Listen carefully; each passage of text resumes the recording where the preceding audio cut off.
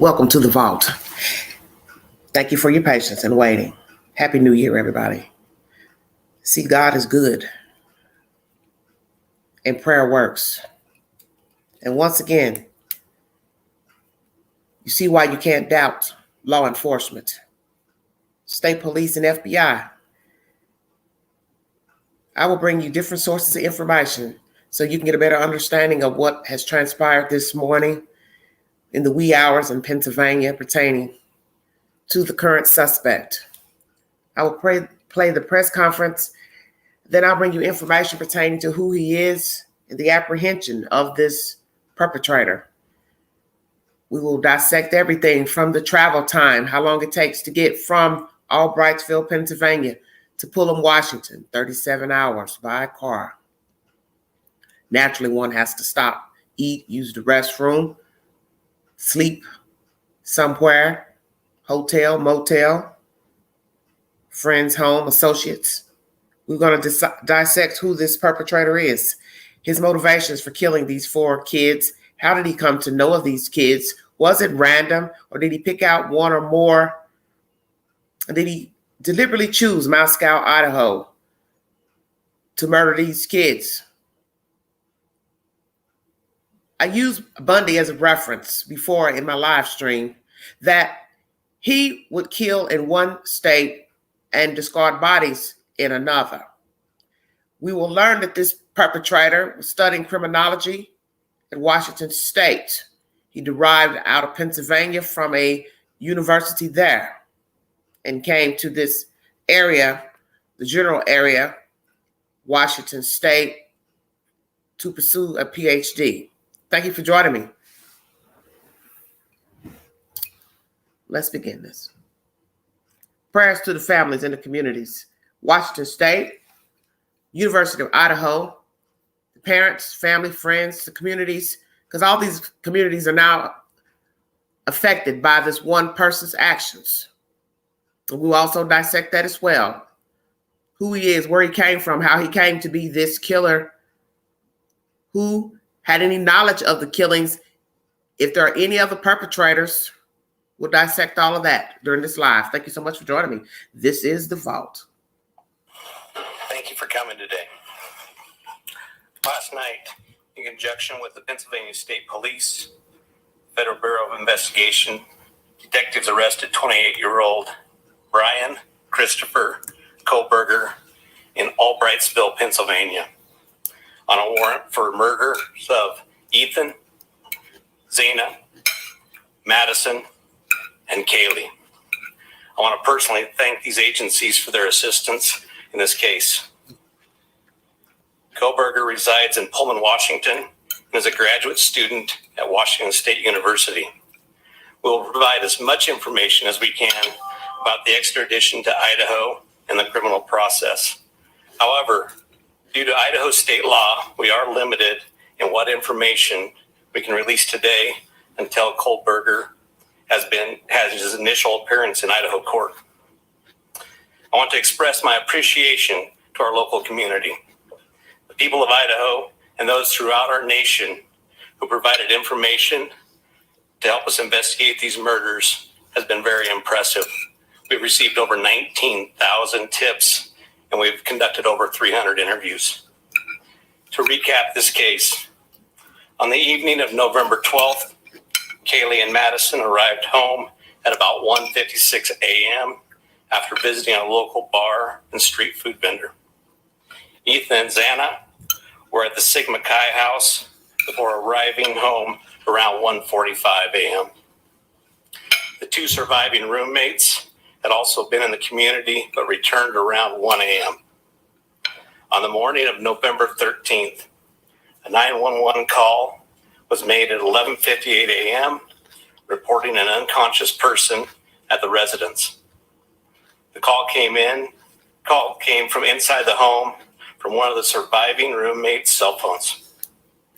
Moscow police responded and found 2 victims on the 2nd floor and 2 victims on the 3rd floor.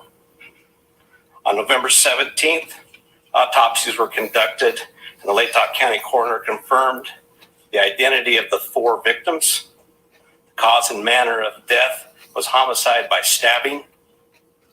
Some had defensive wounds, and each had been stabbed multiple times. These murders have shaken our community, and no arrest will ever bring back these young students. However, we do believe justice will be found through the criminal process. This was a very complex and extensive case. We developed a clear picture over time, and we stand assured that the work is not done. But be assured the work is not done. This has just started. Since November, we have remained laser focused on pursuing every lead in our pursuit of justice for the victims and their families. I recognize the frustration with the lack of information that's been released.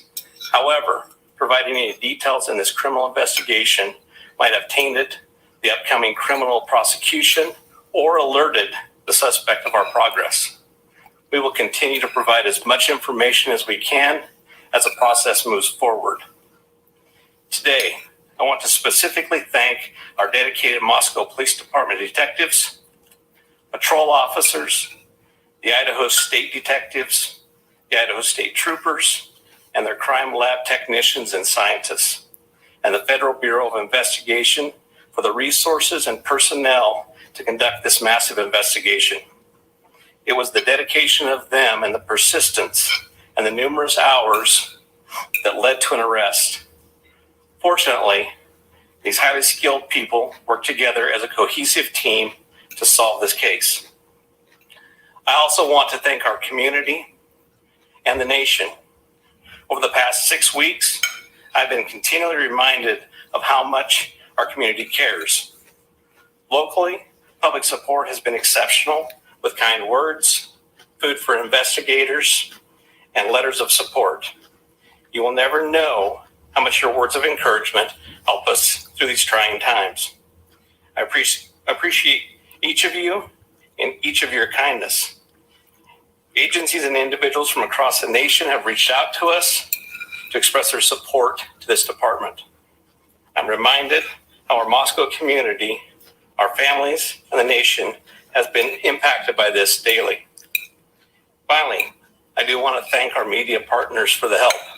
You kept this in the news. You helped us with tips. You kept things going, and we truly appreciate that. And you are the product of those 19,000 tips that we received, which is an impressive number. I would like to invite Bill Thompson, the county prosecutor, up at this time.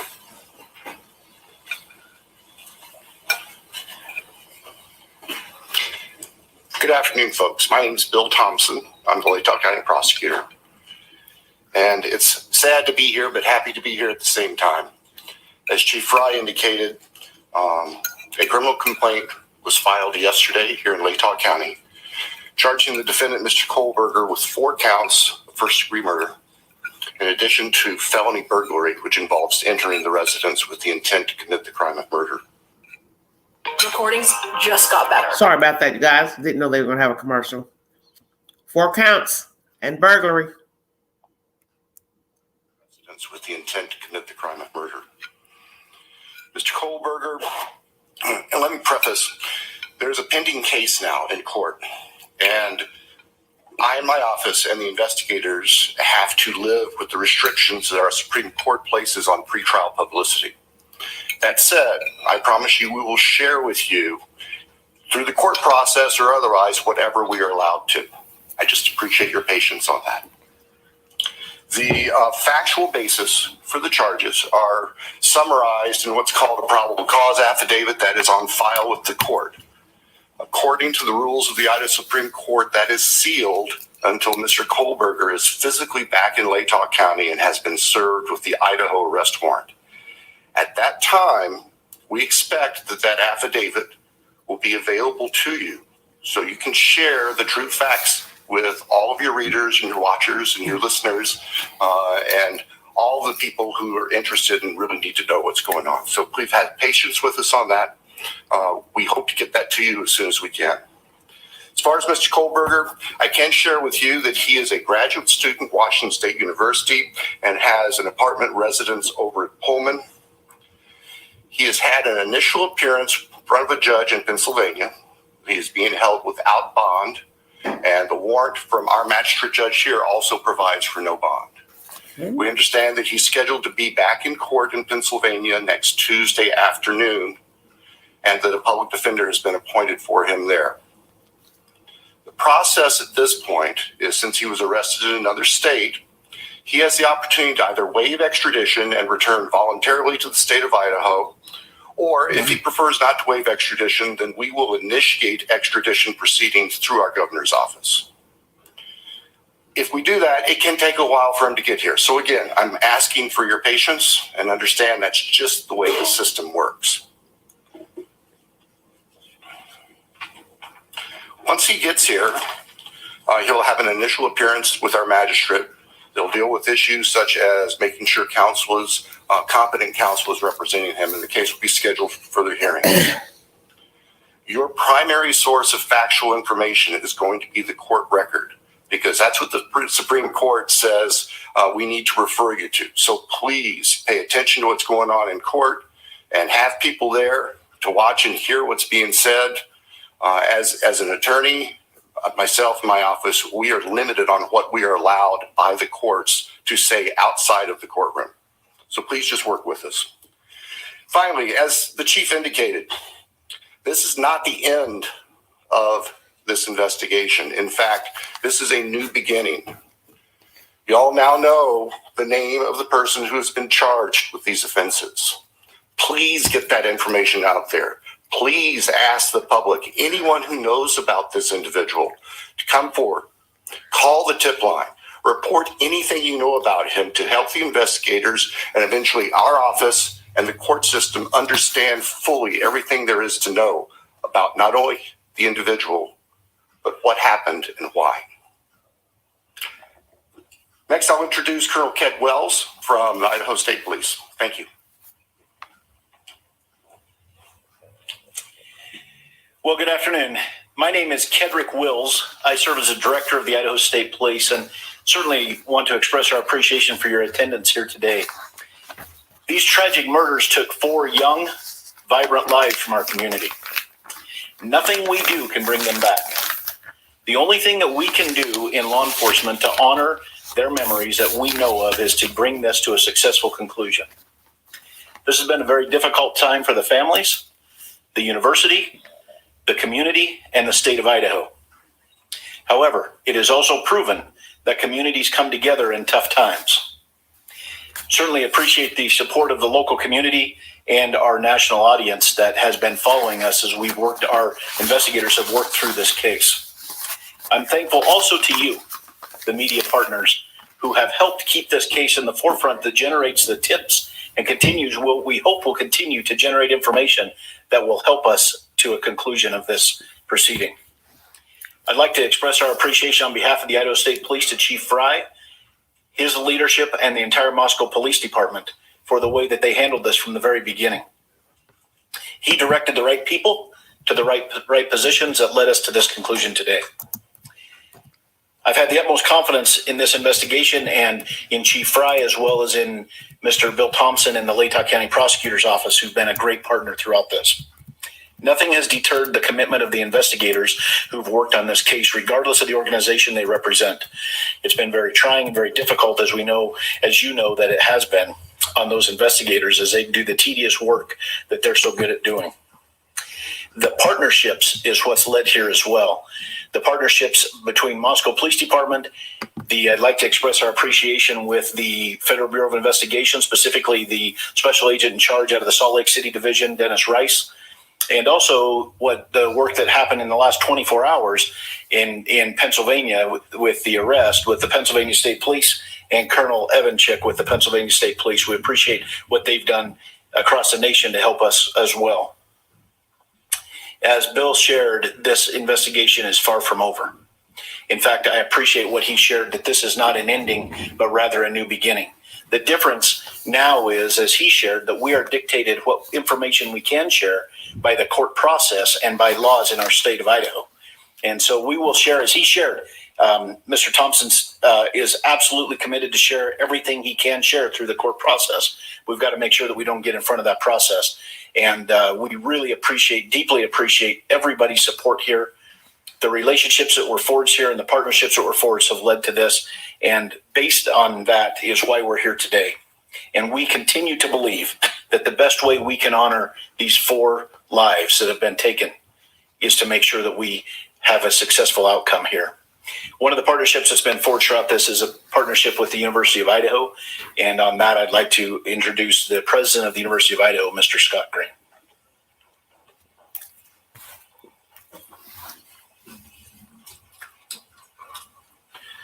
Thank you. Good afternoon. Scott Green, President of University of Idaho. Today's news and arrest is a welcome one. It's relief to our university, our community, and our extended Vandal family. The outpouring of support over the past 6 weeks helped sustain us during the most trying time. It provided the strength that helped us navigate the international scrutiny visited on our students and employees. We are truly thankful for the compassion and acts of kindness shown to our community. Kindness is contagious, and it provided the light that reclaimed ground lost to evil and darkness. We first want to acknowledge and thank Governor Little for the early promise of financial support that enabled the university to secure our campus and focus on helping our students and our employees in the wake of the crimes. We also appreciate the Idaho State Police and the highly visible security presence that brought comfort and calm to a community shocked and confused by the senseless crimes. We never lost faith that this case would be solved and are grateful for the hard work of the Moscow Police Department and their law enforcement partners. Vast and committed FBI resources brought important expertise to this complex case. Across the board, dedicated, highly competent personnel worked this case to arrest. This crime has nevertheless left a mark on our university, our community, and our state. While we cannot bring back Maddie, Kaylee, Zaina, and Ethan, we can thoughtfully and purposefully carry their legacy forward in the work that we do. Our students come first, and that was proven each and every day of this investigation. We are committed to safely delivering the college town atmosphere, campus experience, and high-touch quality education for which the University of Idaho is known. With time, we will heal. We will move forward together, and we will remain Vandal strong. With that, I'd like to turn it back over to Chief Fry.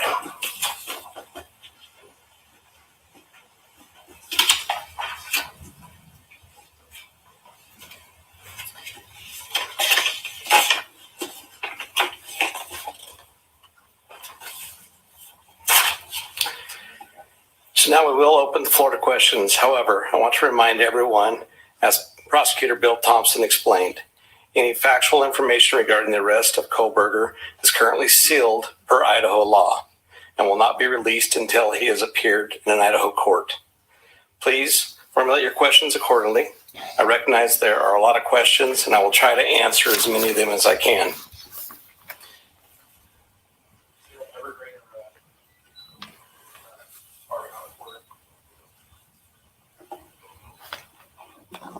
Lauren Patterson, Northwest Public Broadcasting, Spokane Public Radio. I realize the records are sealed. I guess I'm not too familiar with how it works, but can you tell us what tip, what lead, what piece of evidence really led you all the way from Idaho to the suspect in Pennsylvania? As I've said in the past, that's part of our investigation, and we won't be releasing that this time. We will have those answers. We'll have them as soon as we can make those available to you. Then a quick follow-up and a two-parter. Is our community safe, or is law enforcement still on the search for other suspects who might be involved in this attack? What I can tell you is we have an individual in custody who committed these horrible crimes, and I do believe our community is safe, but we still need to be vigilant, right? We still have talked about this in the past. We always need to be aware of our surroundings and make sure that we're aware of what's going on.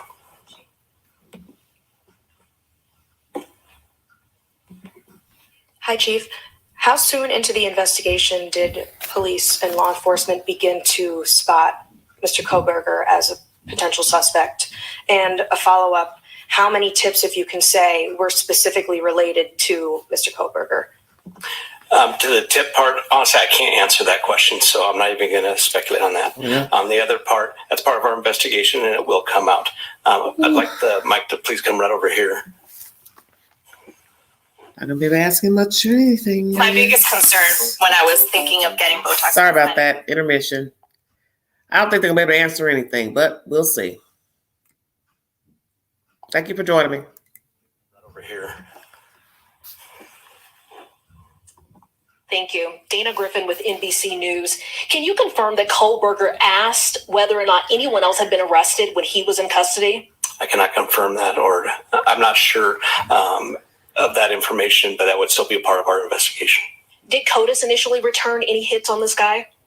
That's still part of our investigation. That will come out. If we could get somebody over here, please. And then one final question. Is there any message to the online sleuths who slandered and harassed people who they believed were responsible? There was a lot of speculation going on, and we've always said from the very beginning that we're the official message that comes out, and to pay attention to what we're putting out there to the press. I'm Nancy Liu with News Nation, and we were over at the house this morning, and you told us that the remediation would begin today. It was suddenly stopped. Can you tell us why? Yes. The house cleanup has been halted, and that came by a legal request from the court. Christina Corbin, Fox News. Chief, have you identified a motive? That is part of the investigation, and that will come out as we continue the investigation. But what we still ask is for people to continually send us things in the tip line. We are still looking for more information. We're still trying to build that picture, just like we have stated all along. We're putting all the pieces together, and that will help. Interesting. Chief, Veronica Miracle with CNN. Any indication that the suspect knew the victims? That's part of the investigation as well. It won't be something that will come out at this point in time, but as we continue the investigation and as this case goes to trial, that will be brought forth. Have you spoken to the families? Can you tell us what they've told you today? Are you talking the victims' families? Yeah, we have reached out to the victim's family as we always do. We've done that daily, and we've continued to have contact with them. Hey, Nate Sanford, you mentioned earlier that you're still seeking tips about Bryan and that people should still share whatever information they have. Can you speak at all about what specifically people should be reaching out for, like if they know something? I would say anything and everything. As we've said all along, we know what tips we're looking for. We will take those tips and we will have professionals look at those and decide which pieces of those we need to use for our case. So we ask that everybody would do that. Angela Palermo, Idaho Statesman.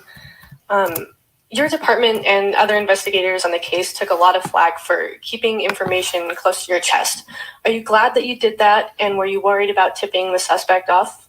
I will 100% stand behind the way that we handled this investigation. And this all started from day one with our patrol officers arriving on scene, locking down the scene, us calling in the Idaho State Police, us calling in the FBI, and keeping information that was pertinent to this case very, very tight. We want to have a situation where when this goes to trial, there's no doubt that we've done everything right and we've slowed down and we've continued to slow down. We'll continue to do that. Hey, Chief, have you guys found the murder weapon or the Hyundai Elantra?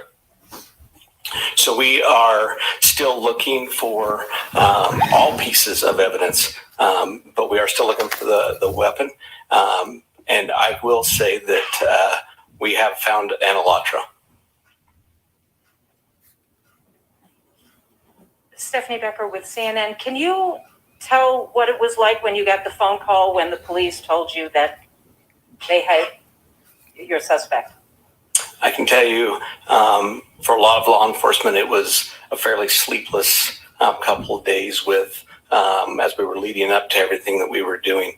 But what I can tell you is I have faith in those agencies across the nation.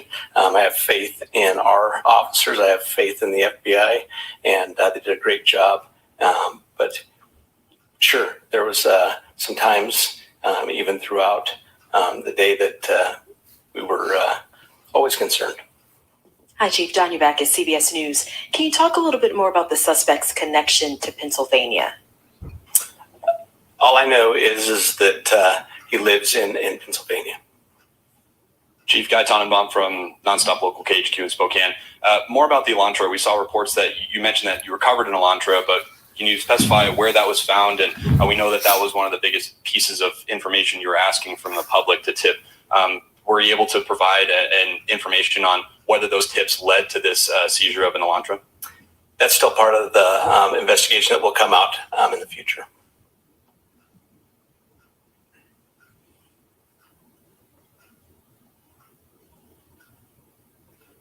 Chief Glenn Mosley, Idaho Public Radio here in Moscow. The additional police presence in town and on campus, semester's coming. Is that going to continue?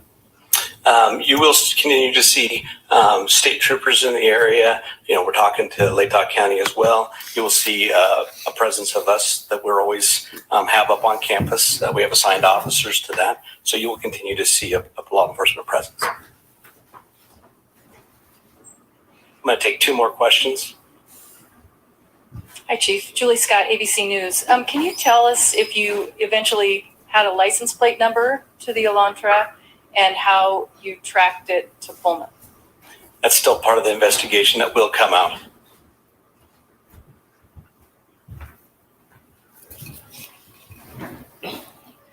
Chief, hi, Matt Lovelace with the Merle College of Communication. I want to ask about Mr. Kohberger as a graduate student at WSU. Are you aware of if he returned to campus after November 13th? And have you had any communication with departments on the WSU campus about his attendance? So some of that is going to be followed up as we continue our investigation. We'll be asking some of those questions, but that'll come out in the near future. So what I do want to do is I want to thank you all. You really have been the national voice for us. You've given us the opportunity to get many, many tips, and I do appreciate everything you've done, and we'll continue to look forward to working with you in the future on this. So I'd like to thank you for that, and thank you for your time. Well, we've all been listening to police in Moscow, Idaho, sharing details on the arrest of a 28-year-old suspect in the deaths of 4 University of Idaho students last month. The suspect, who police identified as Bryan Christopher Kohberger, is in custody in Pennsylvania right now. The next step, they said, is for that man to be extradited to Idaho to face charges. I started to play. Sorry about that, everybody. Thank you so much for tuning in to The Vault. A recap for those coming in. An arrest has been made in the state of Pennsylvania pertaining to the Idaho 4 student murders in Moscow, Idaho. The suspect name is Bryan Christopher Kohberger. He is 28 years of age. I'll bring you information pertaining to the suspect, different sources. Thank you for joining me. If you'd like to donate to this great network, $BigAngie. 129 Cash App. All stickers and chats are welcome during this live stream. I will recap what was said by the chief. I'll go ahead and recap what he said, and then I'll bring you more information pertaining to the suspect, where he was apprehended. Thank you for joining me. Ooh, a lot of notes. The arrest has been sealed by Idaho state law. No bond either in Pennsylvania or Moscow court. 4 counts of murder, including burglary. He has retained a public defender. For those who did not know, where he was arrested is a 37-hour drive to Pullman, Washington. Naturally, you'd have to stop in between states to rest, use the restroom, eat, so on and so forth. Arrested in Albrightsville, Pennsylvania. This is in the northeastern part of the United States. Also got information from another source that I will bring you that his DNA was linked genetically to the crime scene. He studied criminology, Washington State University. Washington State University sits 15 minutes in Pullman, Washington, outside of Moscow, Idaho.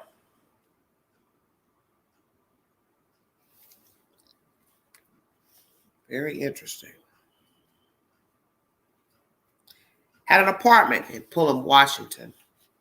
Also graduated from a school, DeSales University out of Pennsylvania, and transferred out to the Pacific Northwest to attend Washington State for his PhD.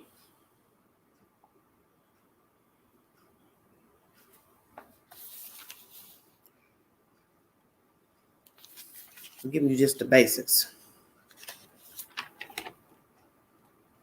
A lot of questions were asked to the chief. He could not give any information to a tip that led to the apprehension of the suspect. No information.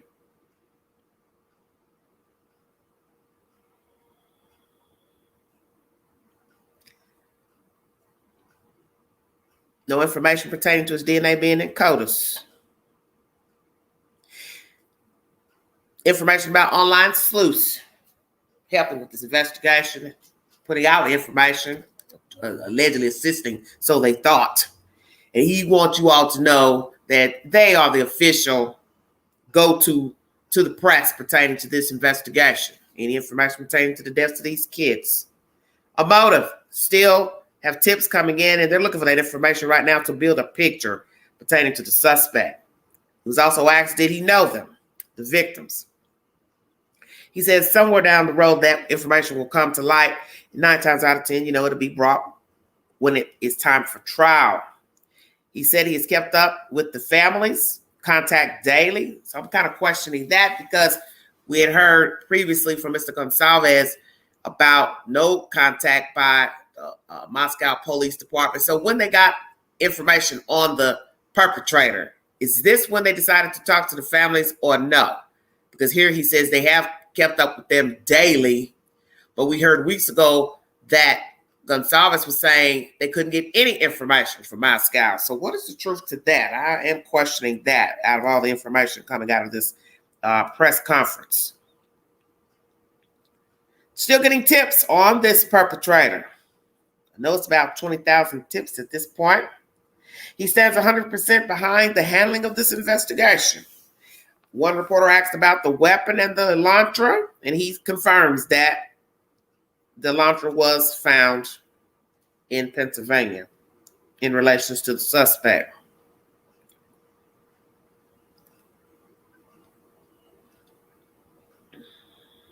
He was also asked about how he felt when he got the call pertaining to the apprehension of Mr. Kohberger. He said he had a lot of sleepless days leading up to the investigation, but he had faith in the LA, and there were times that he was concerned.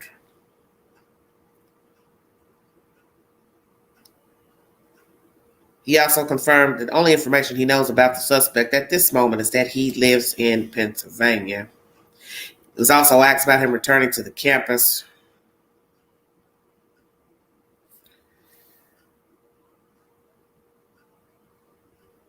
Naturally, he can't give you much information because they're still working on this. It's a current investigation. 4 counts of murder, burglary. Very interesting information.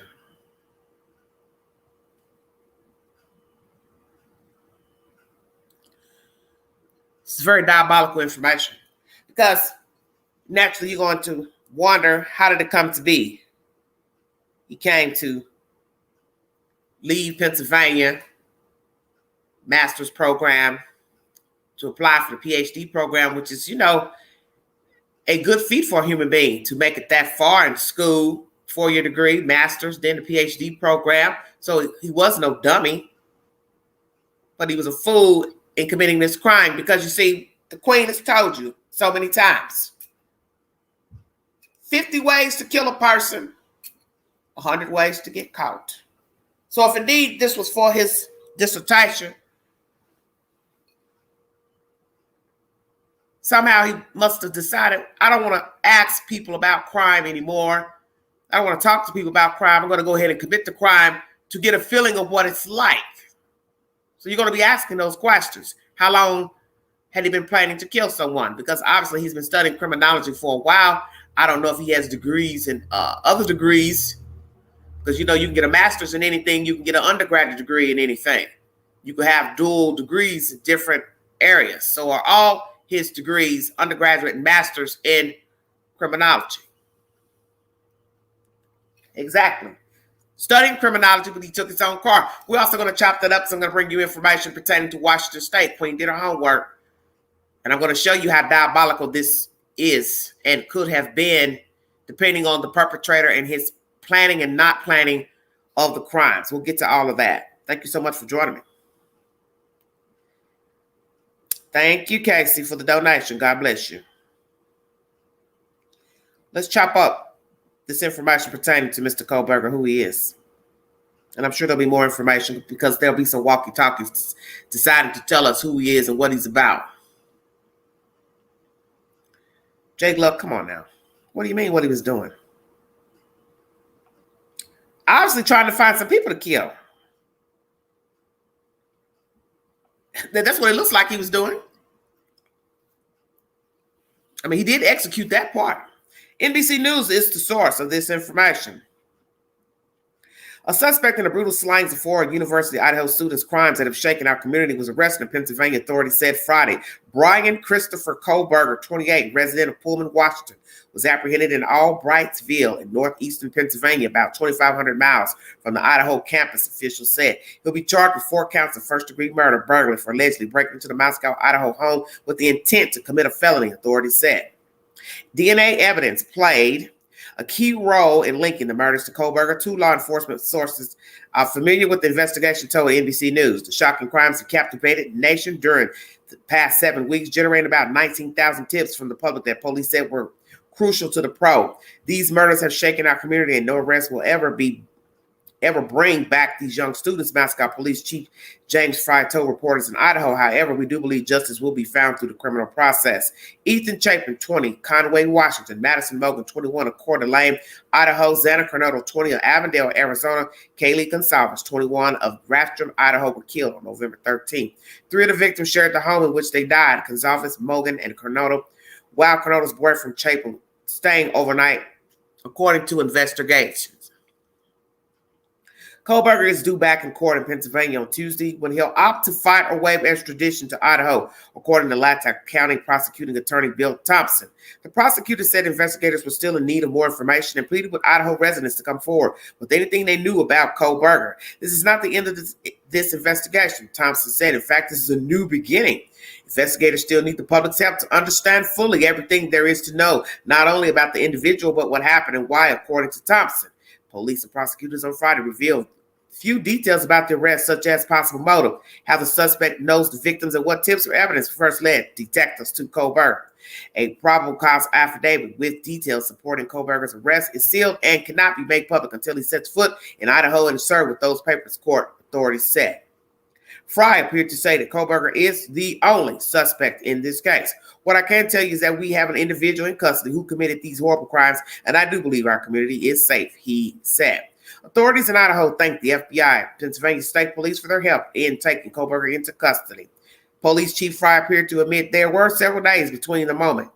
Detectives concluded Kohberger was their suspect at the time when handcuffs were finally placed on the graduate student. I can tell you for a lot of law enforcement, it was fairly sleepless couple of days, the Moscow police chief said. A Hyundai Elantra was taken from the person's home in Pennsylvania on Friday, law enforcement sources said. Police in Moscow had been looking for a white Hyundai Elantra as a possible piece of evidence. The mother of one of the 4 students told NBC News Friday that a huge weight had been lifted from the arrest of the suspect. Karen Northington, the mother of Xana Coronado, said she learned of an arrest after waking up and speaking to a friend. All she was able to think about is who would have killed her daughter and her friends, and she held out hope that there would be a break in the case. It's been a nightmare. This whole thing has been a nightmare, literally, Northington said. But I feel like a huge weight has been lifted off my shoulders. She added that she is unfamiliar with the person who was arrested Friday in Pennsylvania, but is relieved he was apprehended. A lot of the grief was not knowing who this was, knowing that whoever was responsible for that is still out there, she said. So yeah, this definitely takes a lot of the grief that we were experiencing off our shoulders. Northington said she's also grateful to the support from strangers across the country and to law enforcement. Authorities believe they were killed inside their apartment house while they slept, although some had defensive wounds. Police were also looking for the weapon, believed to be a large knife, Fry said Friday. 2 other roommates were at the home at the time of the slayings in the early morning of November 13th. The police say they were not believed to have been involved in the crime. They were asleep during the stabbings, and one of their cell phones was used to call 911 when they woke up later that morning, detectives said. The investigation has been led by Moscow police, with dozens of state federal agents providing forensic analysis of a scene that experts say had been complicated by the nature of the crime, a quadruple homicide, and the fact that the roommates would host parties. As weeks went by without an arrest for the person of interest named, the case drew attention from the internet sleuths, leading police to dispel unfounded claims on social media. Chief Fry insisted that the case was not cold. He also declined to speak in detail about the case or the investigators' best leads, telling NBC News last week that police must protect the integrity of the investigation and didn't want to taint a potential jury pool if there was a trial. I know that's very frustrating, Fry said. It's frustrating to family members and the community, but our end goal is to bring somebody to justice for those families and for those victims. The case was initially dogged by mixed messaging from authorities, who first told the public that the target attack posed no lingering threat to the community. But Fry, days later, said he couldn't say that the killer or killers may be, where the killer or killers may be. Fry on Friday defended his handling of the case, saying it was crucial to keep information very, very tight. 100% we will stand on behind how we handled this investigation, Fry said. We want to have a situation where when this goes to trial, there is no double that we did everything right. An arrest comes as a celebration of life was planned later Friday for 2 of the roommates, Gonsalves and Mogan. Shannon Gray, a lawyer for Gonsalves, loved ones, said of her clients, the family is relieved that the authorities have someone in custody, and now the journey through the criminal justice system begins.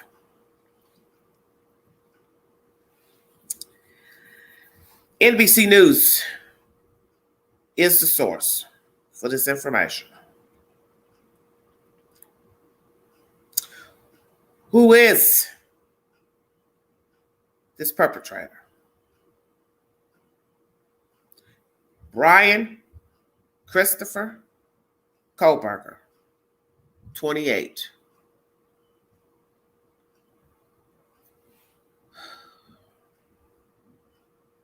If you're coming in the chat to be messy, please remove yourself. This is not the time for this today. I don't have that time today to invest in bringing information pertaining to 4 dead kids. Not today or no day. So if you're in the chat to be a messy boost, please remove yourself, or I will kindly remove you.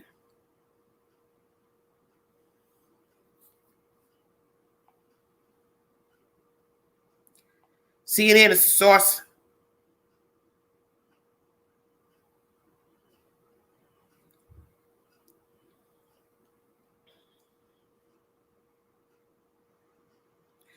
Just recapping what was said about Mr. Bryan Kohberger, 28 years of age, 4 counts of murder, first degree, felony burglary, filed Thursday in Latau County. Prosecutor Bill Thompson said in a news conference Friday afternoon. Authorities narrowed their focus to Kohberger after tracing his ownership of a white Hyundai Elantra seen in the area of the killings, according to the law enforcement sources briefed on the investigation. Kohberger's DNA has also been matched to genetic material recovered at the off-campus house where the students were stabbed to death. According to the sources, authorities learned the suspect had left the area and went to Pennsylvania, the sources said. An FBI surveillance team from the Philadelphia field office had been tracking him for 4 days in the area where he was arrested, according to the sources. He was being watched. Investigators from the Moscow Police Department, the Idaho State Police Homicide Bureau, FBI worked with prosecutors to develop sufficient probable cause to obtain the warrant. Once the arrest warrant was issued, the Pennsylvania State Police and FBI made the arrest. Moscow Police Department Chief James Fry said at the news conference the Elantra had been located, but investigators are still looking for the knife used in the killings. He didn't reveal any details about the case, including when the suspect became the focus of the investigation or whether he knew the 4 students who were killed. These murders have shaken our community, and no arrest will ever bring back these young kids, Fry said. However, we do believe justice will be found through criminal process. Fry said it was a very complex, extensive case. We developed a clear picture over time, he said, but be assured that the work is not done. this is just starting. Authorities at the news conference asked the public to keep calling in the tip lines with information. After the suspect returns to Idaho, a probable cause affidavit used to obtain the arrest warrant will be unsealed. Records show Kohberger was arraigned Friday morning in Pennsylvania, and he has a court hearing on extradition January 3rd. Thompson said the suspect is being held without bail, and he is being represented while in Pennsylvania by a public defender. Because of the suspect was arrested in Pennsylvania, he has the opportunity to waive extradition and return to Idaho voluntarily. If he chooses not to return voluntarily, Moscow police will initiate extradition proceedings through the governor's office, Fry said.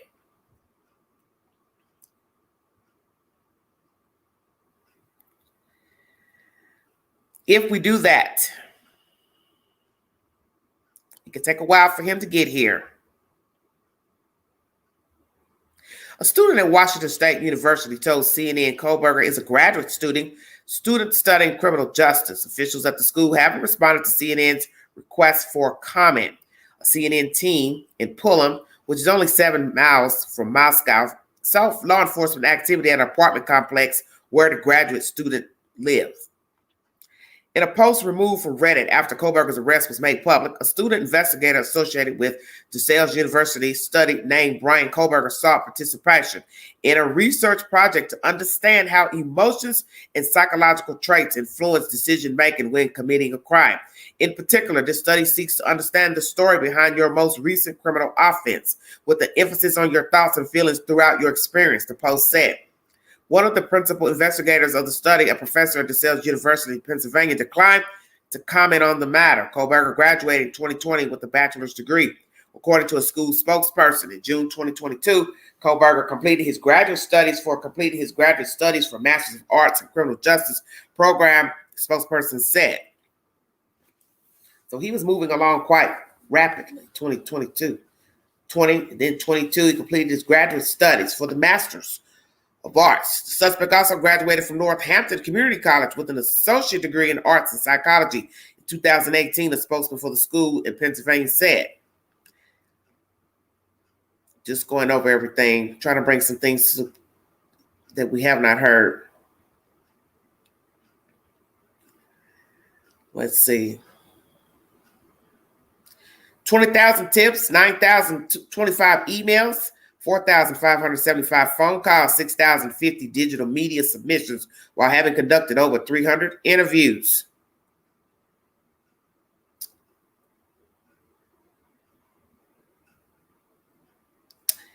The home where the killings occurred will be cleaned up, but remain an active crime scene under police control. Authorities said Thursday. Work at the property was halted Friday due to a court order, the police chief said. I'm very curious to why that was halted all of a sudden. Very interesting.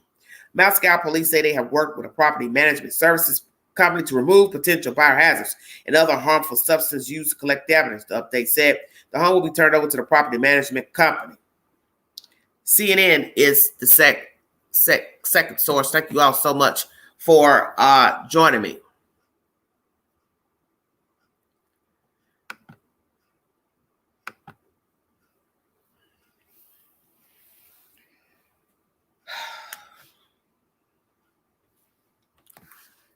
That's my second source pertaining to Mr. Kohberger. I think I had another source here. 1 second. Then I will get on with this, my commentary. Once again,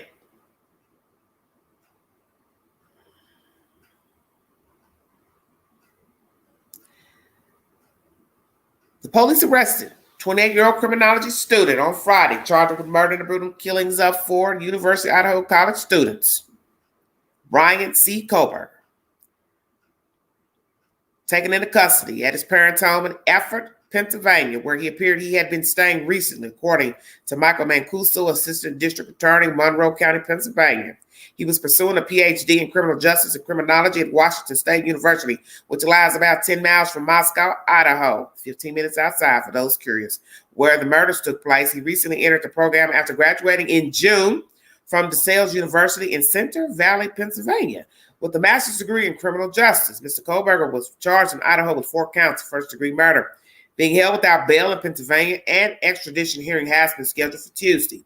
These murders are shaking our community, and no arrest will ever bring back these young students, says Mr. Fry, police chief of Moscow. However, we do believe justice will be found through the criminal process. Just bring you a little bit of information that's a little bit different.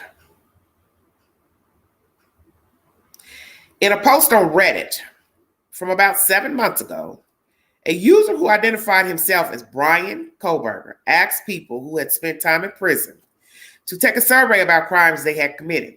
The survey listed Mr. Kohberger as a student investigator working with 2 colleagues at the cells, and it asked respondents to describe their thoughts, emotions, and actions from the beginning to the end of the crime commission process.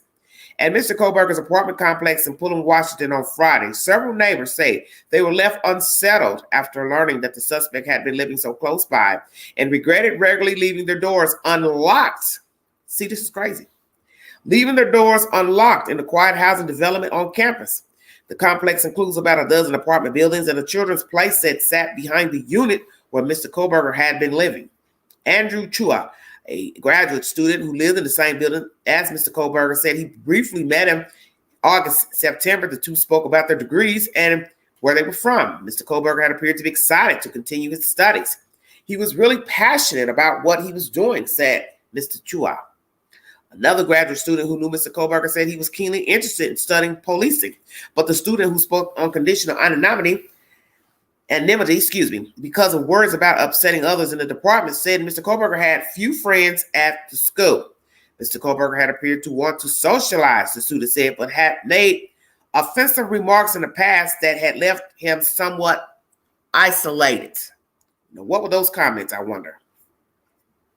Students at Washington State frequently socialize with students from the University of Idaho, which is a 15-minute drive across the state line. On the night of the killings, the 4 students had all spent the night out with friends. Mr. Chapin and Miss Cornoto attended a party at Sigma Chi fraternity nearby, while Miss Mogan, Miss Gonsalves went to a bar called the Corner Club. All 4 students returned to the home shortly before 2 a.m. From 2:26 to 2:52, 7 unanswered phone calls were made from Miss Gonsalves' phone to a former boyfriend. Several calls were also placed to the same man from Miss Mogan's phone. The police said the former boyfriend had not answered the phone because he was sleeping at the time, Mr. Gonsalves' older sister later said. When the 2 surviving roommates woke up, they called friends to the house because they believed that one of the women who lived upstairs had passed out. Now, see, that's saying woman, not a man. That's okay. Here we go. When the friends got there, someone in the group called 911 just before noon, 911, excuse me.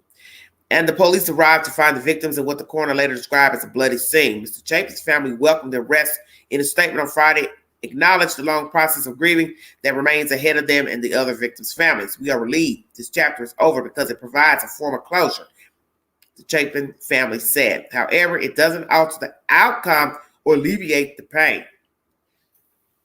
Miss Gonsalves' father, Steve Gonsalves, who at one point called the police cowards for not releasing more information, commended the police in an interview with Fox News on Friday and said it was the first good news he had heard in some time. You can't even smile when you have this over your head, Mr. Gonsalves said, and it feels like a little bit of weight has been relieved. Oh, Lordy. Erin Stahidi, who has lived in Moscow for about 3 years and delivers food for DoorDash, said she started crying out of relief and joy when she heard news of the suspect's arrest. She said she and her boyfriend, who also delivers food for DoorDash, had noticed an increase in orders in the weeks since the crime, which she believed was because people were afraid to go outside. It's been just really scary, Mr. Healy said. Everybody is freaked out.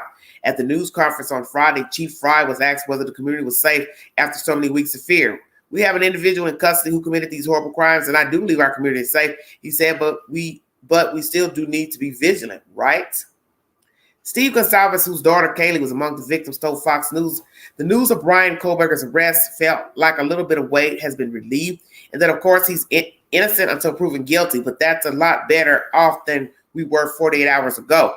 He added that the arrest eased the family's worries that the perpetrator might show up at a celebration of life and was held today for Kaylee and another victim, Madison Mogan. A fellow graduate student in criminology at Washington State University said that Bryan Kohberger was keenly interested in studying policing, which, you know, I've repeated that all to you before, and had some issues making friends, so on and so forth. I was making sure I'm bringing everything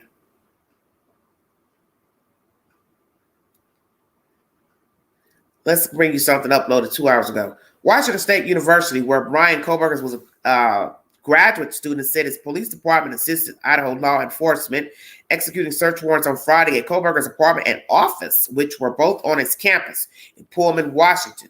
The campus is less than 15-minute drive from the site of the killings in Moscow. The university provost, Elizabeth Chilton, said in a statement that the university hoped the announcement today will be a step toward healing.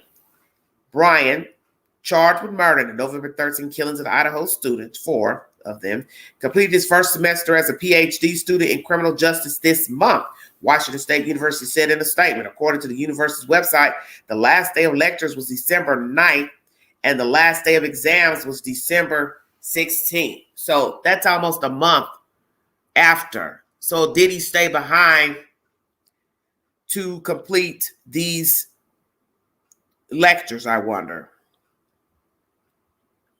Interesting.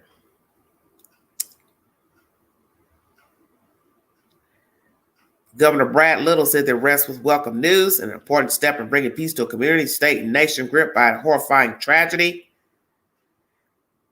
Naturally, they haven't had a crime in Moscow 7 years. I'm just recapping a little bit of everything. 25,000 people. It borders Washington State.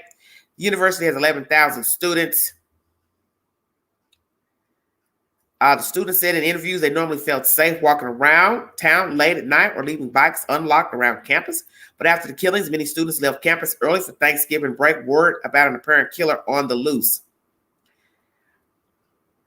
So far, no motive has been given by Idaho police pertaining to Kohberger. But they're asking you to bring up forth any information pertaining to this crime. Let me give you my commentary.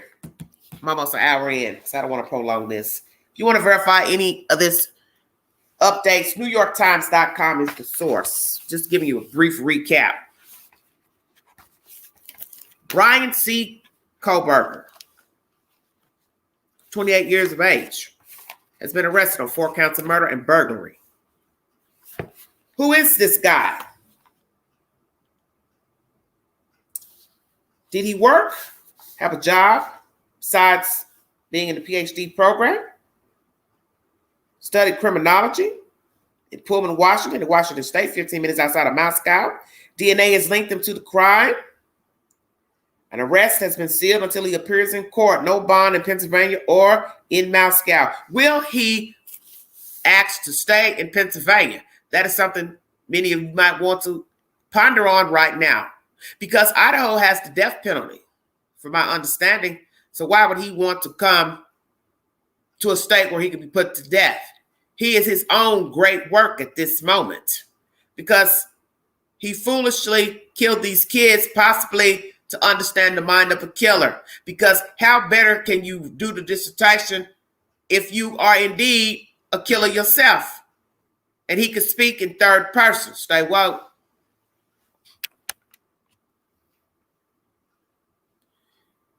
Stay woke. How interesting that our killer is not just some guy that works at Pizza Hut, Burger King, or works at the bar, or is a disgruntled ex-boyfriend. Bring it to him, Queen, because they ain't woke. You all went on and on and on about the killer, who he was. Got to feel kind of funky right now with all them jacks of trades. Jeremy, Idaho professor, neighbor up at the top of the drive, so on and so forth. Because I told you that before, you're not going to know who the killer is until you know who the kids are. So even now, they're still trying to get information on Mr. Kohberger. How he came to know these kids. So how did he find out about the 4? Was one of them his target? Was it just the house? Had he been riding around Moscow? Well, Queen, do you really want to enlighten them about those schools in the general area pertaining to Moscow, Idaho? Think I best enlighten you a little bit on Washington State.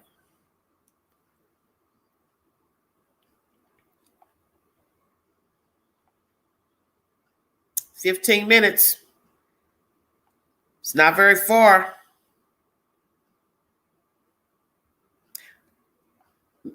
Let me give you a little information about Washington State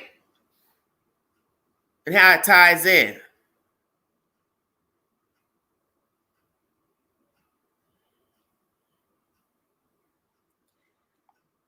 I guess some of you want to get removed from the chat. I sure don't have no mind doing it.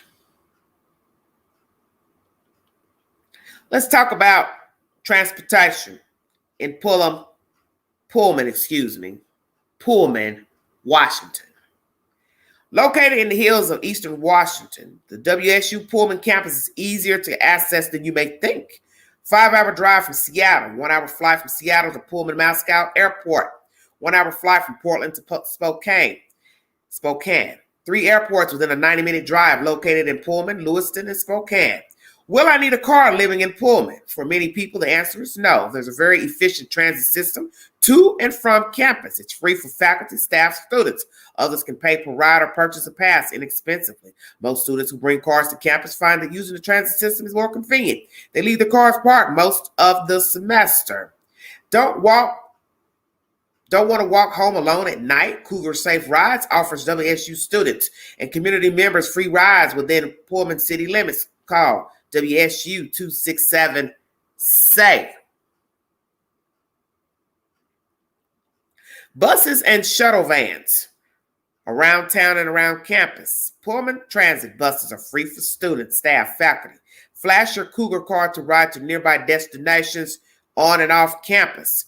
To and from Spokane International Airport, Wheatland Express offers a free fee-based shuttle service to Spokane International Airport.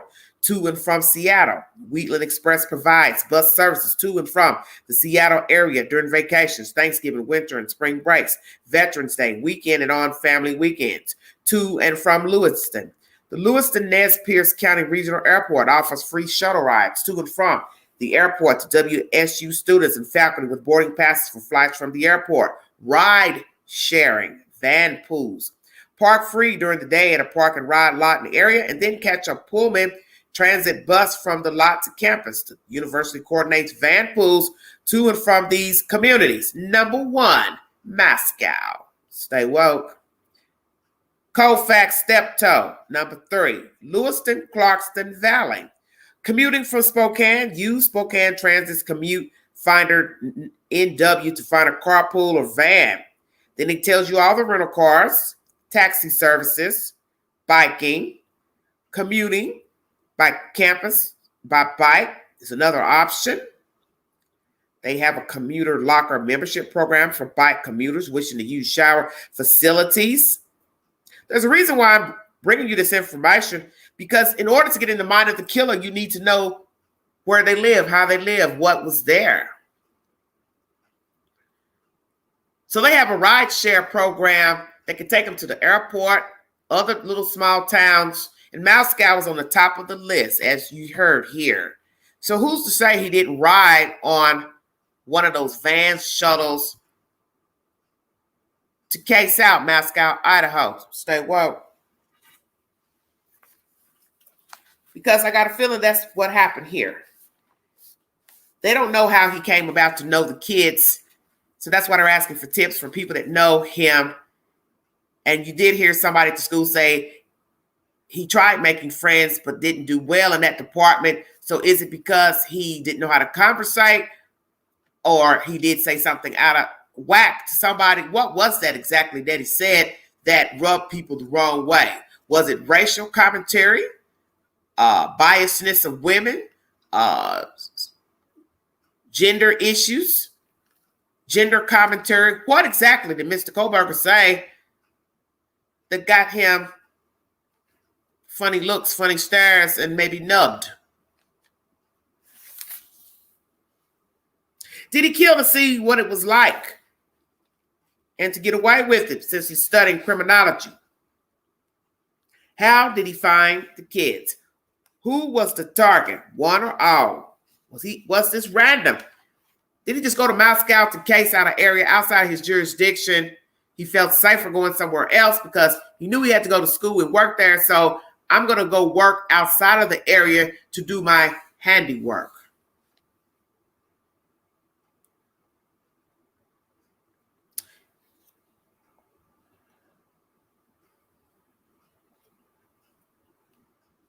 How many times has he been to Moscow? We hear he had a ticket in August. So that means he's been in Latau County. What was he doing there? Because if he didn't have any friends and associates, what was he doing? Where did he get the ticket? What was his purpose for being in Latau County? And where exactly did he get the ticket? For those of you who keep up with true crime, then most of you know that is how they caught the son of Sam out of New York City. Parking violation. It's how they came to get his name. And with careful investigation, he became the suspect, and they watched him, such as what they have done here in this investigation pertaining to Mr. Kohberger. You see, that is all you need, is a name, a tip, car. No tags have been mentioned pertaining to a car of the Elantra yet, but the car was found in Pennsylvania at the parents' residence where he was staying. So we'll assume this is the same white Elantra police got the tip about. Who gave the tip, and what was the relevance of the tip? And what made police coincide with the tip? The fact that he has DNA linked to the crime scene. Where did you get DNA from Mr. Bryan? Because if he's not in CODIS or any national database, he has not committed any crimes where he needed to give up DNA, then that means you had to have been watching him once you got the tip and you followed him and got DNA from, let's say, a sippy cup, drink can, food. I'm sure they're devastated.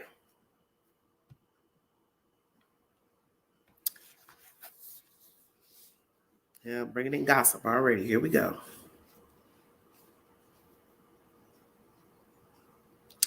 Did he target this town because he figured he could get away with this crime for his dissertation, PhD program? Was he dating anybody? Did he have a girlfriend? How did he feel about women? Is he a woman hater, incel, serial killer in the making? What was the motive for this? And why did he risk going to another town? I believe he did it so he wouldn't be in his own backyard, such as what Theodore Bundy did. Many killers do not work in their jurisdiction. And they would tell you it's easier to get away with murder when you kill somewhere else. It's really common sense. But where he messed up is that he drove his car. So where was the car parked in proximity to the house? He is believed to be the only suspect, or is he? They say he has made commentary pertaining to, did anybody else get arrested? So one would say, is this his criminology mind trying to throw the investigation to make it appear that he has a cohort? They also said that on Reddit, he was working with two other individuals on this project. So could it be that he also has two other sidekicks or another sidekick with him? Where is the weapon? Did he discard the weapon?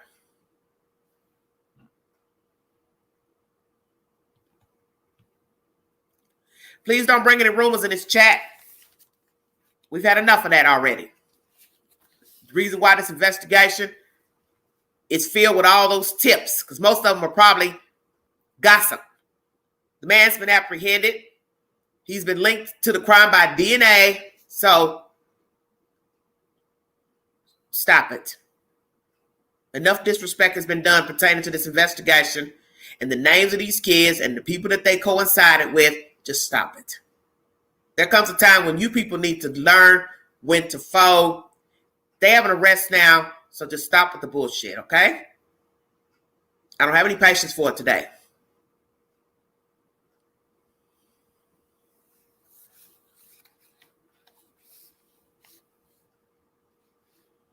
Is he a lone killer, or did he have a cohort or cohorts? They also said he asked for volunteers to help with this investigation. His findings for school. So who did he talk to? Did he actually talk to any real killers? What made him decide to do this himself? How long has he been contemplating killing people? Or did he just decide to do it for this PhD project? Never thought about killing until moving to Pullman, Washington. What is the truth?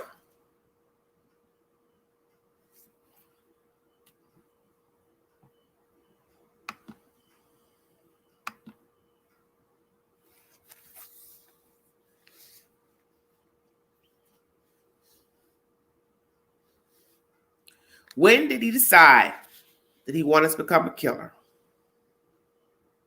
Once again, got a parking ticket in Latip County. August, what was he doing? Where was he at when he got the ticket? Was he scouring for victims then? I look forward to getting that information. I'd like to know how many times he's been in the county and also Moscow. How many times did he drive in that neighborhood? What made him pick these people or the house? And as I told you in that virtual tour, you could stand at the corner and see the house from all angles. Also watching Bryan in an older video pertaining to these crimes, you could see a car going by in the distance behind the house. So there's a street that goes behind that house. This is devastating because, as I told you, there were too many vantage points to watch the house and see the house.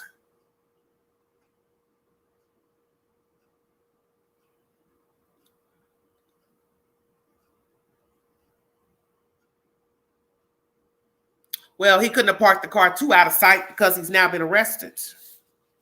How about that? Does he have any remorse now that he's been apprehended? Did he ever befriend anybody that knows the kids? Did he ever try to immerse himself in a social setting pertaining to the kids? Because 15 minutes outside is not far. And where I live, most of us know of each other in this general area where I live here in Knoxville, Knox County. All the surrounding counties, a lot of us know of each other from going out, going to clubs, bars, events, sporting events. So you have Knox County, Anderson County, Blount County, Jefferson County, Roane County. Most of us know of each other. We have passed each other's paths some form of fashion. We've heard of other people, may not have known them directly, best friends with them, cool with them, but we know of their family members. We've dated one of their family members, got kids by their family members. So we're all looped in together in about a 5-county radius. So that's why I asked, did he have contact with anybody that knows the kids?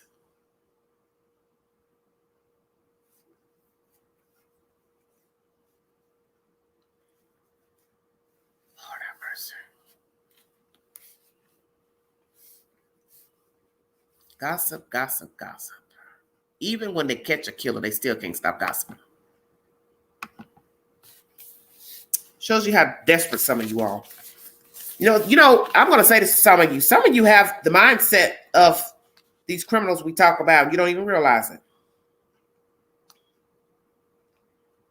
Let me say this to some of you in the chat. I hope I don't offend anybody. Really, I don't give a damn because I'm going to say it because it needs to be said. When I was doing my research last night in the late hour, before I even knew that this person was going to be arrested, I was watching the John Wayne Gacy tapes. Gacy always stays in the back of my mind because I was a child growing up in Chicago when he was arrested and killing these young men and boys. So I always remember Gacy because I heard my mother talking about him one day in another room. I was in one room, she was in another room, and I heard her talking about John Wayne Gacy. That's how I came to know his name as a small girl. The one thing I did, I got up late. I wanted to do a little research about serial killers. And did you know that one of the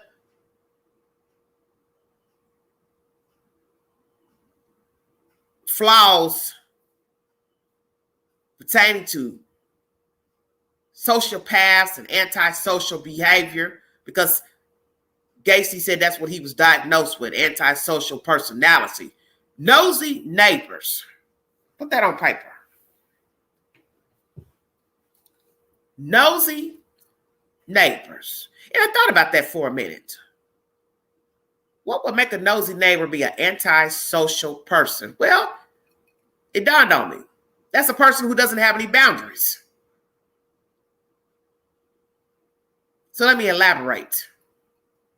People that like to meddle constantly. You know, it's one thing to say you looked out the window, you noticed something.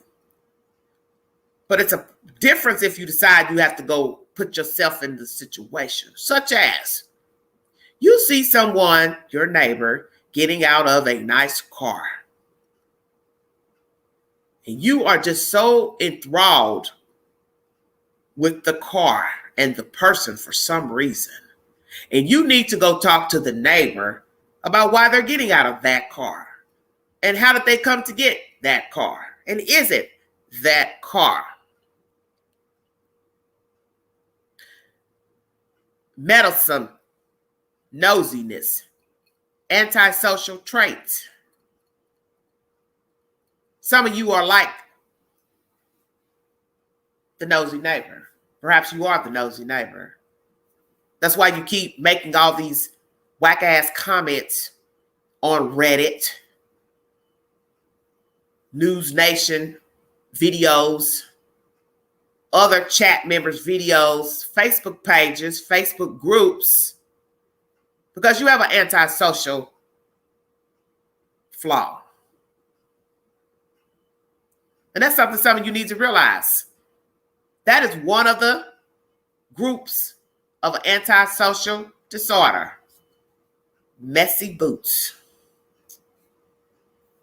I'm glad I read that because it needs to be said. Some of you have these traits of a serial killer. Don't be offended. You probably need to know this now. Because with all your wild accusations and making up stuff, passing gossip 24 hours a day, you don't even take a day off. And I am the YouTuber, and I don't sit up and just go on and on and on about who the killer was, is, the motive. Because I told you I would never give a theory on the killer or the motive.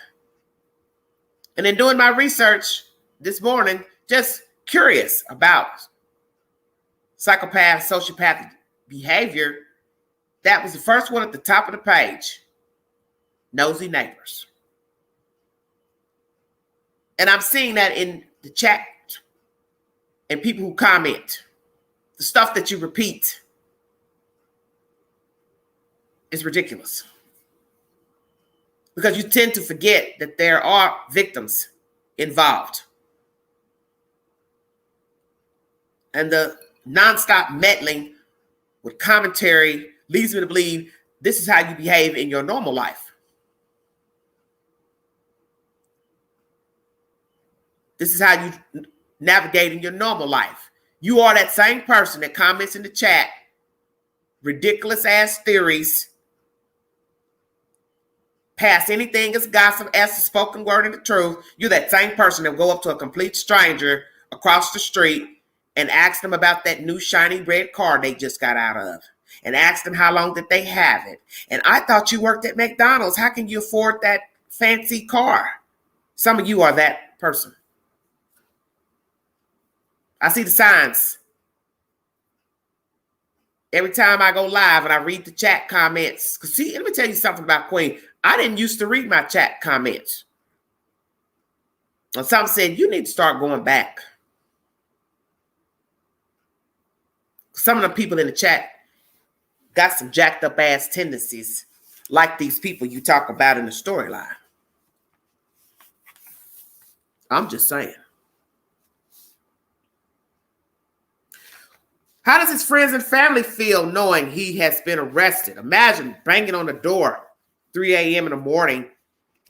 Who opened the door to his house? What did the family say? Did he show out, act a fool, cry, moan? Was he trying to throw detectives off the case by implicating somebody else by saying, did you arrest somebody else? Won't it be baffling to find out he did have a co-conspirator or somebody that helped him along? Research, which is so ever. When did he exactly leave Washington? When he killed the kids, did he go straight to Pennsylvania, or did he finish up his schoolwork and then left? Did he have intentions to come back? Has he packed up all his things in Washington State? Obviously, the tips were valid pertaining to the white Elantra, whoever gave them. Amen. I guess some of you by now should get enough of putting people on blast as the culprit. We've all made mistakes and accused people, assuming they killed somebody, such as the case here in Tennessee of someone that I know of, and I gave commentary to his death. Rumors in the street is that a certain person, male, committed the crime. But as you see, it's now December, almost January, and there have been no arrests in the case.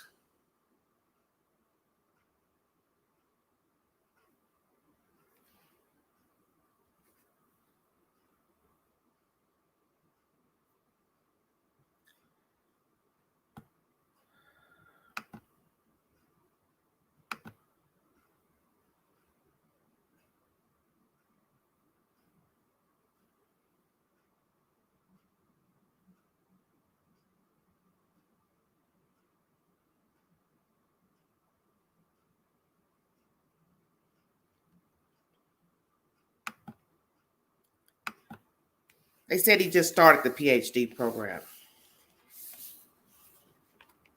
He just got there in August. So how could he be finished?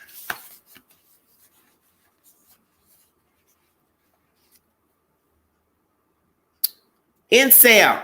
Is he an incel candidate? Did he date anybody?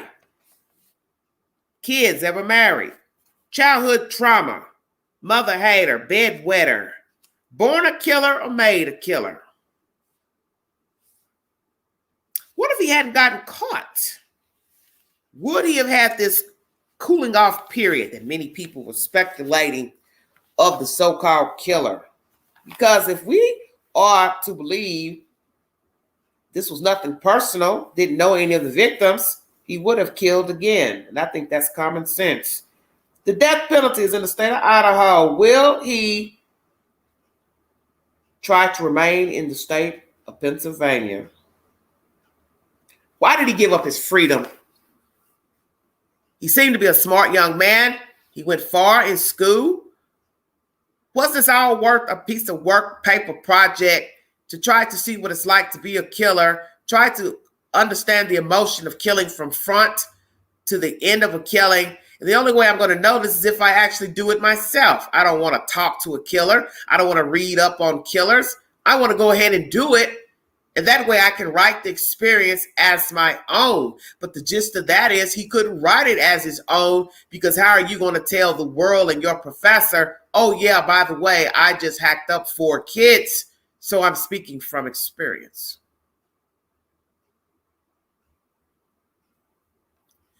That's right, Jen P. Be very glad you didn't accuse anybody. Because I told myself when I first heard of these kids' deaths, I made a vow that I would not ever call out anybody's government name as a killer or a motive, because there were too many kids involved, too many moving parts to say who the killer was. And as I've said it time and time again, if you don't know the kids, how can you say who killed them when you don't even know them? Even now, you still don't know them.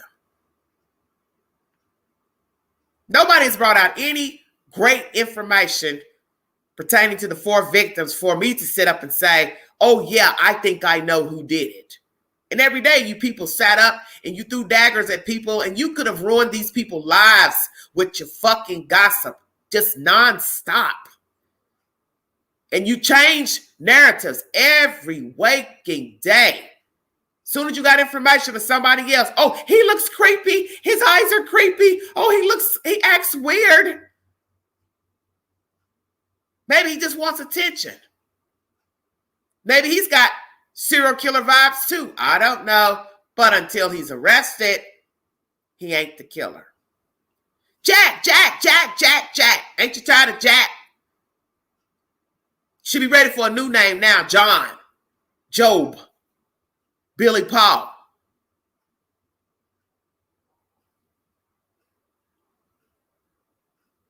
This is why you can't assume.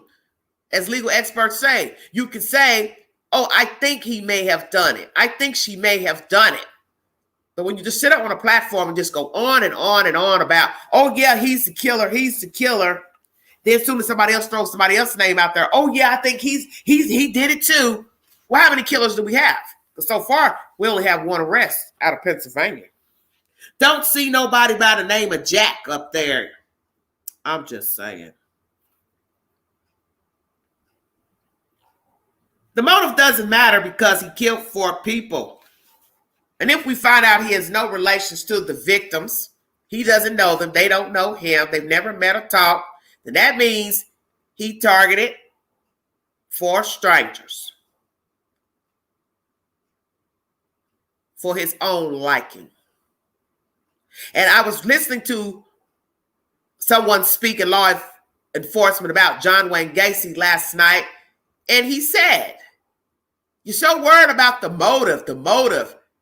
We've arrested countless killers, serial killers, and we asked them, why did you do it? And their response was, I don't know why I did it. I don't know why I did it. What will be the reason he gives law officials, if he decides to speak, why he killed 4 innocent students? Moscow, Idaho.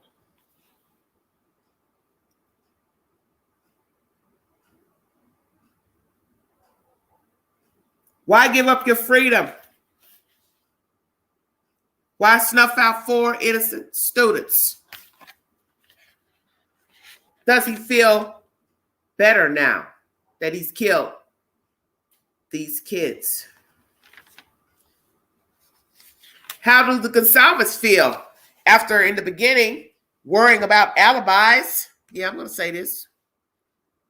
And now this guy is not even from Moscow, didn't live in Moscow, lived in an entirely different state, 15 minutes away. And yet you all said you didn't want to victimize anybody else, but that is what you were doing. When you were worrying about alibis, you think the people didn't hear you say that and thought, well, they must be talking about me. And naturally, people are going to wonder why nobody heard anything in the house. Did they hear anything in the house? The surviving roommates, all the different traffic of people coming and going out of the house. Did they allow people to have codes to the house? Did they lock the doors? Did they lock the windows? But as I had said before, these are young people who are not very bright. And when you are young, you tend not to be bright because you haven't lived long enough to know better. And it depends on how you were raised. If you were raised somewhere like New York, Chicago, your parents would have probably told you how to navigate in a college setting. But it doesn't mean that you will always adhere to living like you are living in New York City. You will let your guard down because you're in a small town. And these kids came from smaller areas. They did what they were accustomed to. And as you heard another student speaking at Washington State, we've been leaving our doors unlocked. Yeah, at the same place where you now have a damn serial killer. See, because you don't know people. So it doesn't matter if it's Moscow, Idaho, Pullman, Washington, you cannot be leaving the doors unlocked. And I have done it, do it sometimes. You want to run over here down the hall or do something, run outside, check your car, get something out the car, you don't lock your doors. Because as I said, who's going to keep locking their door to go run to their car, come back, unlock the car, unlock the doors? But that is what the perpetrator was waiting for. That one moment you don't lock the car door, you don't lock the house door, apartment door. You're running in and out getting stuff. You didn't lock the door to go empty the trash. That is what I'm looking for, is that window of opportunity.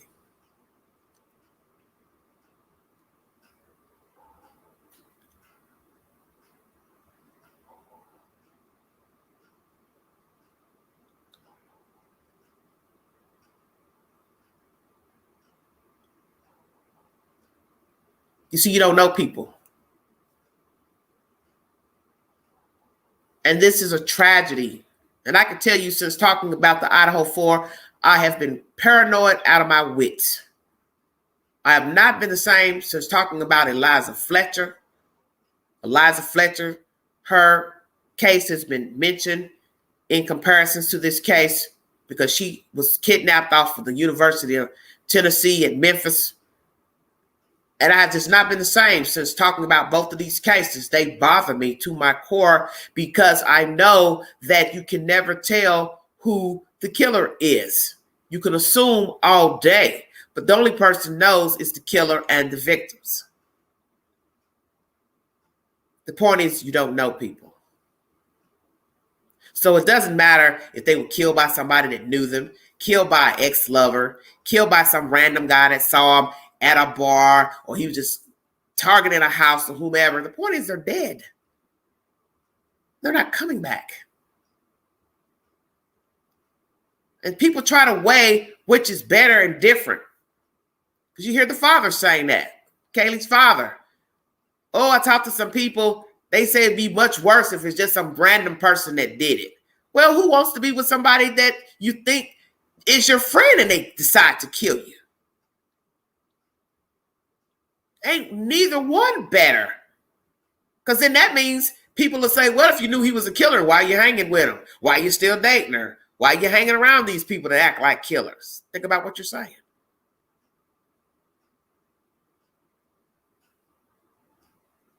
Who wants to be murdered by anybody, targeted or not? This man is brutal. He was brazen. Because think about it. Now that you know he doesn't live in Moscow, he didn't go to the university, he didn't work with the kids, he wasn't a neighbor.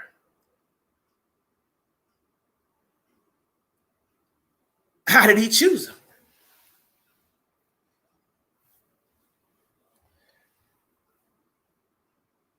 How did he choose the kids? Because you keep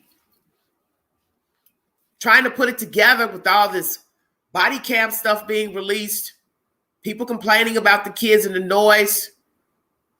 I thought, dear God, don't tell me somebody got that angry enough to kill the kids because of noise. But you don't know what he was watching, what he was hearing. Because that's the thing about a killer, especially somebody such as him who's book smart. They read a lot and they listen a lot.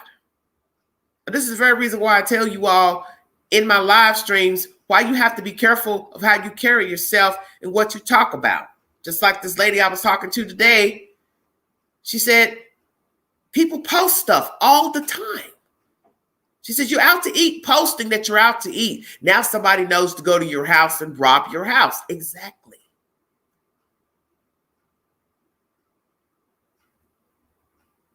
I remember a girl, she was a lady rather.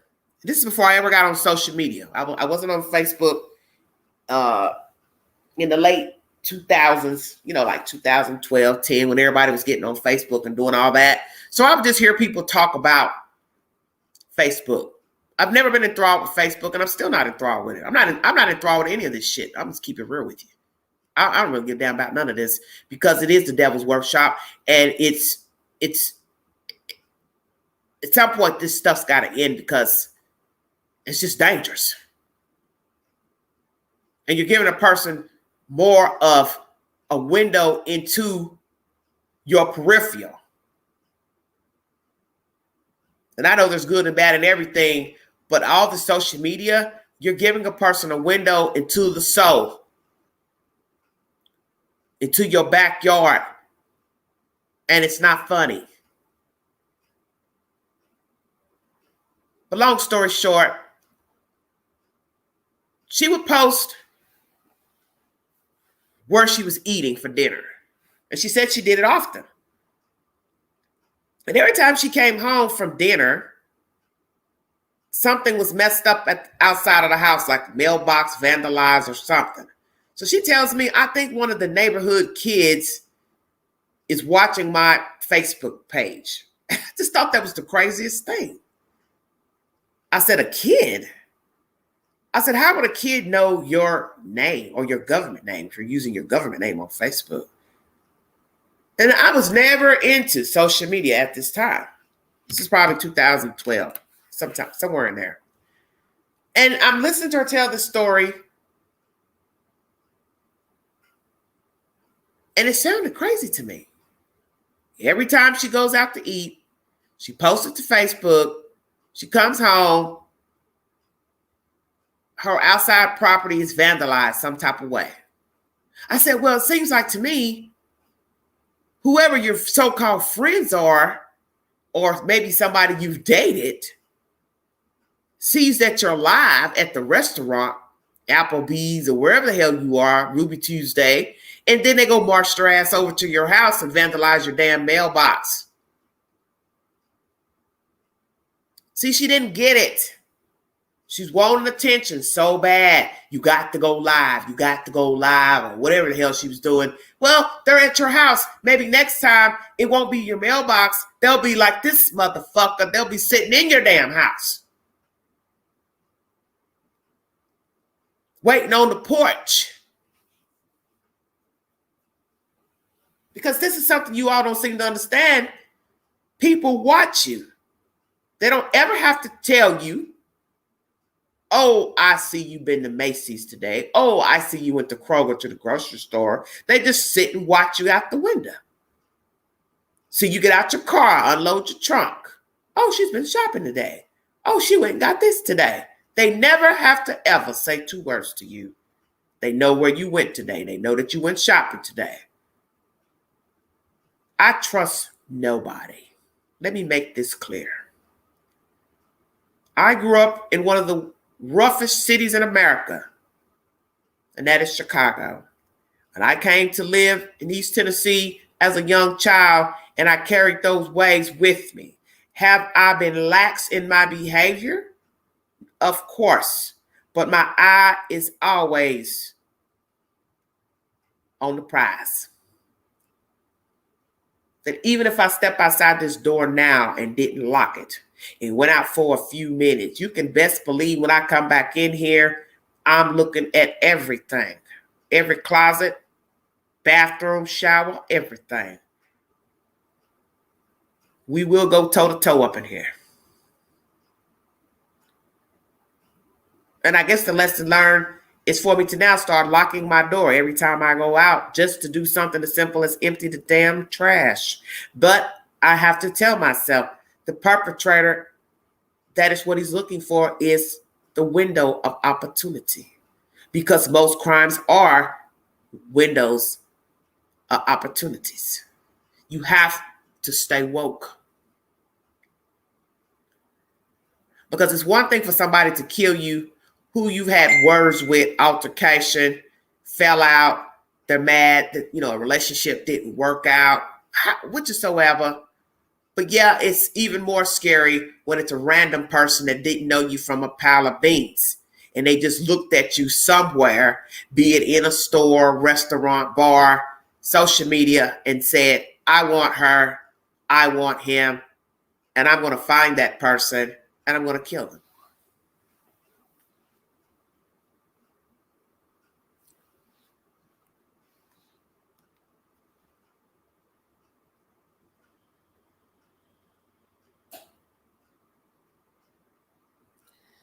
Very scary. Very, very scary. You don't know people.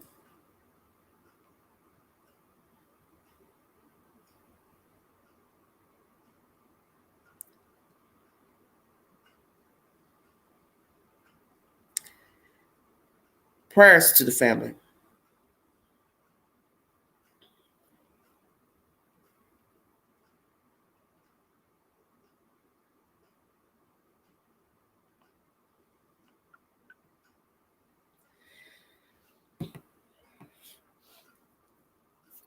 No matter the motive, no matter if he knew these people, spotted them at a bar, store, however it goes, the point is he's sick. Whether he did this for a project to see if he could get away with it, he wanted to identify with the killers, that still means he's sick. Because no sane person would risk their livelihood and snuff out the lives of innocent people just for a piece of paper, thesis, or whatever. It's ridiculous. But when you are ill, it doesn't take much.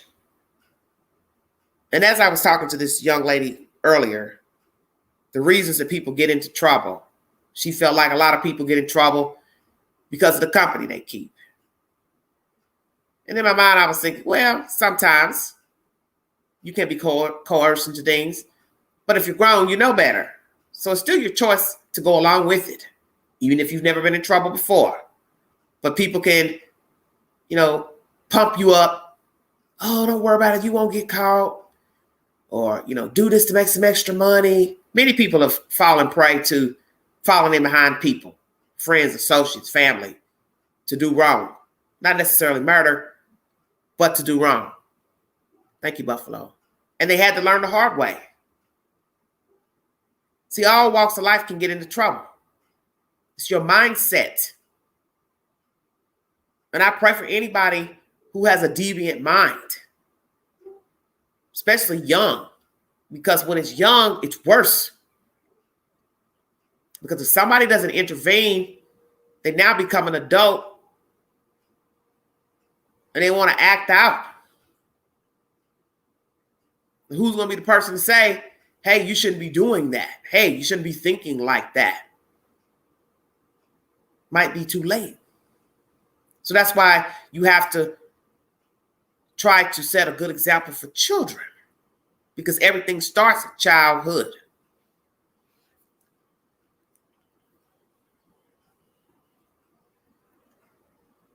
Oh, Oak Park, Illinois is a wonderful place. Wonderful place, Oak Park. Let's do a little research.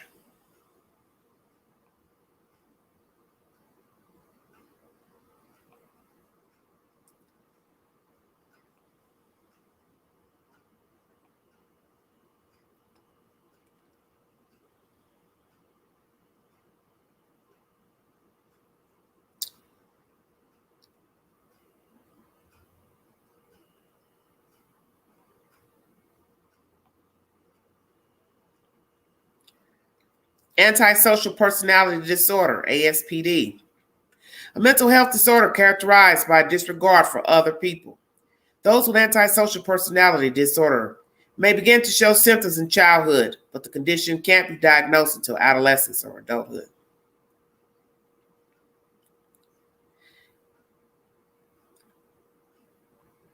This disorder requires a medical diagnosis.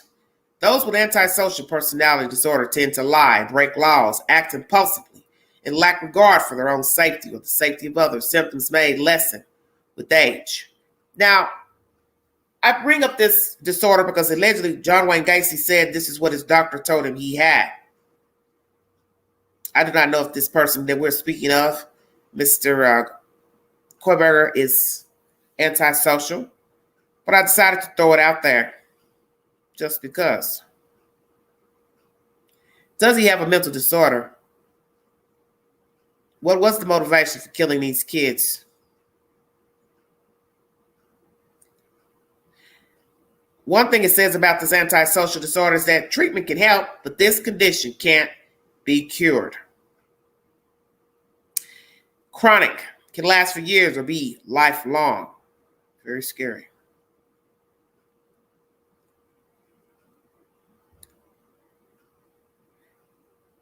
Antisocial personality disorder is a particularly challenging type of personality disorder characterized by impulsive, irresponsible, and often criminal behavior.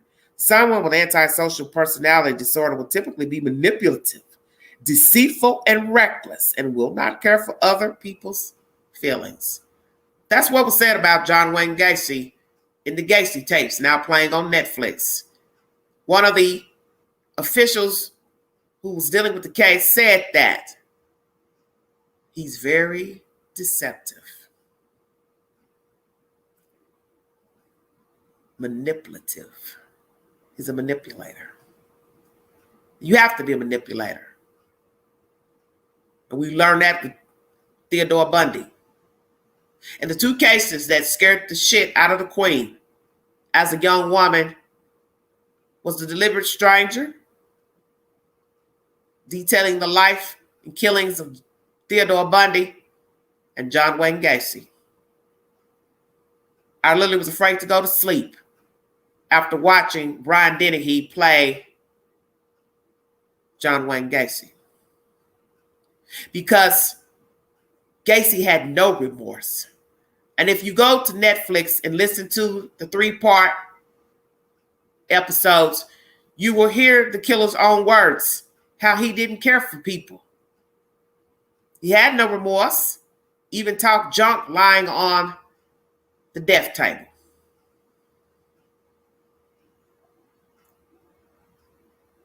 Basically saying, you got yourself in this situation by letting me put the handcuffs on you. So get your way out of it. You were a fool to come in my presence alone. That was his attitude. He felt nothing. And even with Jeffrey Dahmer,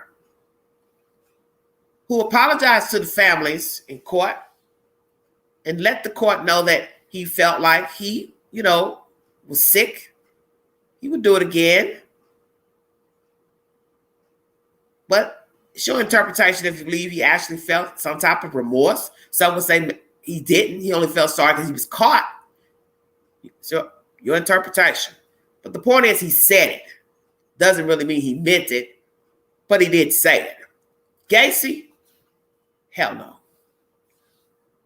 I don't feel sorry for none of the victims. And he played mind games with the police officers, detectives,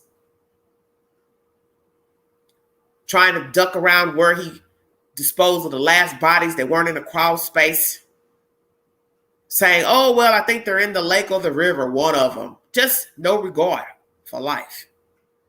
What are we going to learn about Mr. Bryan C. Kohberger? Is he going to apologize to the victims' families? Is he going to give us a reason why he committed these atrocious acts? Is he going to tell us he had a jacked up childhood? Tell us for a long time he's been wanting to kill somebody? Is he going to talk? Is he going to implicate somebody else?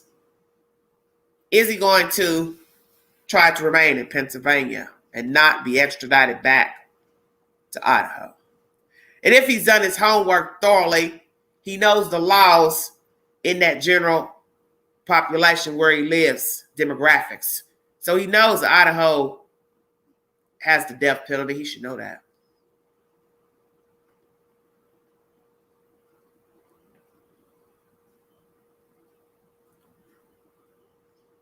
This is bad.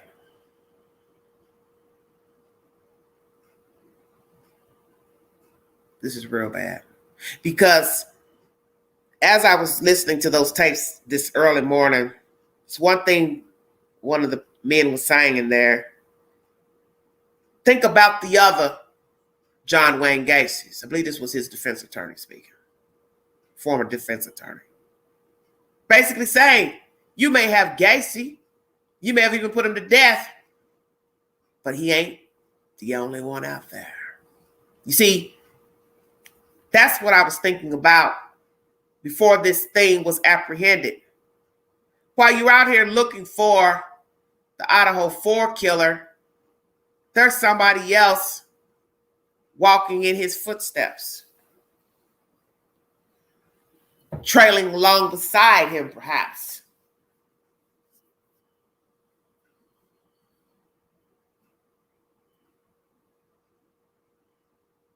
So now that we have an arrest, and if indeed this man is the killer, what about the next time? And them saying that this town is safe. How is it safe? It's not safe. You've had killings in Moscow before. Just don't want to talk about it. You had an assistant professor that killed a girl right at her front door many moons ago. Another man that killed a few people, mad at the world. Oh, you've got some nasty beings. You just haven't heard of them. It's like you didn't know this thing was roaming around Moscow looking for fresh meat, fresh kill. And he waited to the wee hour to break in that house and kill those kids. But don't get it mistaken. There will be another Bryan, because there always is. And just as quick as you get a suspect and wait for he, she, they to go to court, go to trial, you're talking about another person missing and another person found deceased, another person floating in the water or the river or the ocean. And we know that he or she or the child didn't get there on his or her own. Somebody put them there. And then you do the autopsy. Grace of God, you can get a rendering that they were murdered. So the cycle starts all over again. You're back to square one, looking for a mad person. I don't see how anybody could feel safe out here. But in time, you let your guard down. You stop dwelling on negativity, the macabre, and you go about your way until you hear another gruesome tale. And then you start thinking, oh my, somebody else is dead. I haven't been locking my door. I haven't been locking my car. I've been leaving the window up at night to go to sleep. That's what the killer's looking for. That opportunity. That's right, nowhere is safe. And as I told a fool recently that told me, I don't know why you're worried. You're on a ground level. Nobody's going to break in your house. Oh, but they would break in your other door where you could come in that's not in view of the street. I told myself, this is a fool I'm talking to. Don't ever underestimate anyone, because many places have been broken into, whether you were on the ground level or you lived on the second floor, third floor. It depends on the killer if he or she is wanting to get in your home. And if they don't care about being seen from a view of the street, then all bets are off.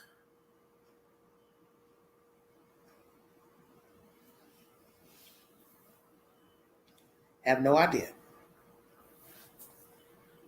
Say you have to think like a killer to catch a killer. Well, I say you'd have to have a lot of experience in working with demented souls, because you'd have to have some experience to know how they navigate in order to catch the killer, what he would do, would not do. And as one official said recently in commentary I was listening to, you let the room talk to you. Let the evidence speak to you. Exactly. And now we hear that the crime scene has been halted, assumingly due to this man's arrest. Why is that? Because I asked the question in my live streams recently, has the owner of the house or management company demanded to get possession of the house? Number one. They have been going in and out of this house with bags, FBI, giving the family members their belongings. Cleanup crew came this week, and now a halt since this guy's been arrested.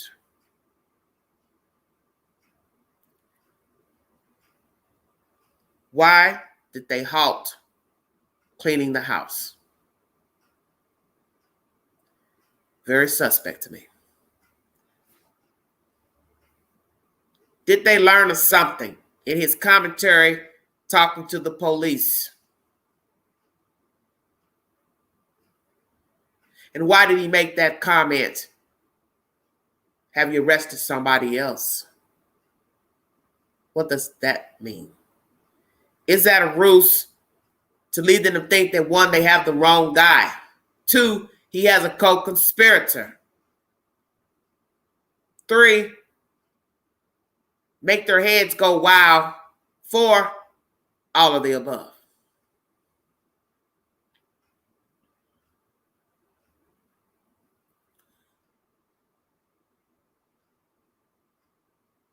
Hopefully he's a talker.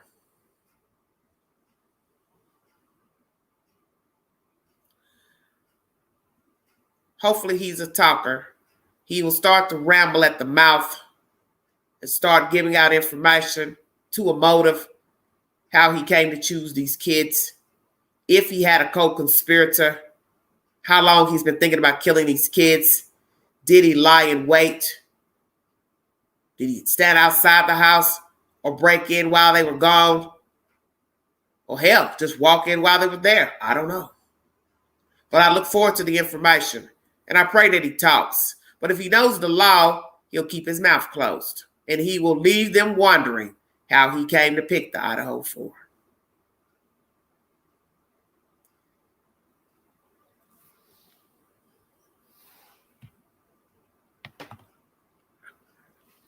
I want to thank you for your time. Prayers to the Moscow Police Department, law officials who help aid this investigation. Thank you. Prayers to the families, staff, school, students. And I want to say something to the University of Idaho. That little speech you gave during the press conference really doesn't mean anything to me, because you still have not given her a cap and gown and a chair, Miss Kaylee Gonsalves. And please go to my community board for the story of a young lady who was murdered by a guy she was dating. They both were college students. And when she passed away, her university gave her a chair, a cap and a gown, and a posthumous degree. Rightfully so. That's something your school has not done. 2, you never posted a reward for the children, and not even set up any type of scholarship in either of the kids' names. If it was just $20. Yes, you're ready to move on, because you know without the kids coming to the school, you don't make any damn money. And the town doesn't make any money. The town is thriving off of the students, the faculty, the staff, visitors, sports, events.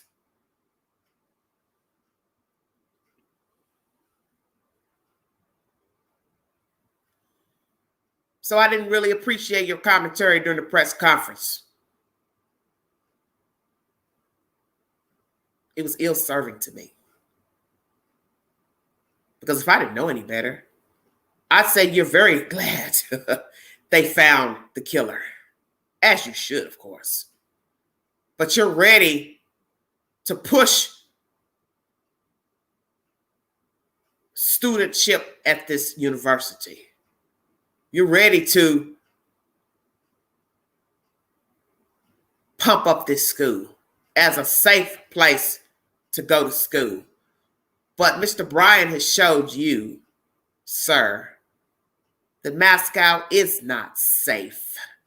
King Road is not safe. Pullman, Washington is not safe. And all Brightsville, Pennsylvania is not safe. And anywhere that thing crossed the paths in life was not safe. DeSales University was not safe. The community college where he went to school was not safe. This thing traveled from one end of the state to the other. Pennsylvania is a mighty long way to Washington State. 37 driving hours.